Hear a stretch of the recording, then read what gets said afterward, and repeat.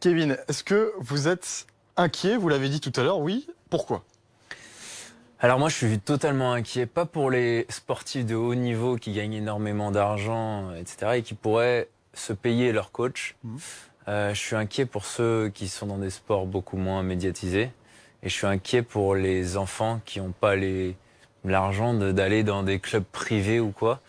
Pour moi, une fédération, ça doit payer des cadres techniques pour que ça aille chercher les enfants.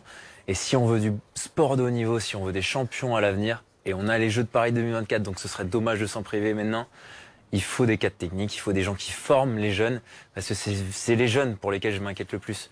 Nous, on est déjà au haut niveau, on connaît tout, on sait comment y arriver, mais le cadre technique, justement, il est formé pour amener le jeune à ce niveau-là. Sans ça, Kevin, vous pensez que vous nous répétez l'athlète que vous êtes aujourd'hui? Totalement pas. Je pense que c'est toujours quelque chose. C'est quelque chose en fait.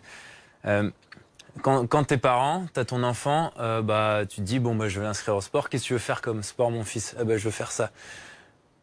Si t'as des parents qui gagnent pas beaucoup d'argent, sérieusement, parce que sans cadre technique, c'est sûr que ça va se privatiser le sport. C'est ça qui m'inquiète. On va payer une cotisation bien plus importante. Ce sera permis qu'à la haute classe qui peut se permettre de faire ça. Et c'est jamais là qu'on a nos grands sportifs. On sait très bien que on va tout le temps les chercher dans les cités. Pourquoi? Parce qu'ils ont évolué en jouant au foot dans la rue, en se faisant la course entre eux. Et c'est comme ça qu'ils évoluent. Et s'il n'y a plus ça, honnêtement, moi je crains pour le sport français et les médailles à Paris 2024. Parce que si on a 2 médailles à Paris 2024, ce serait vraiment la honte.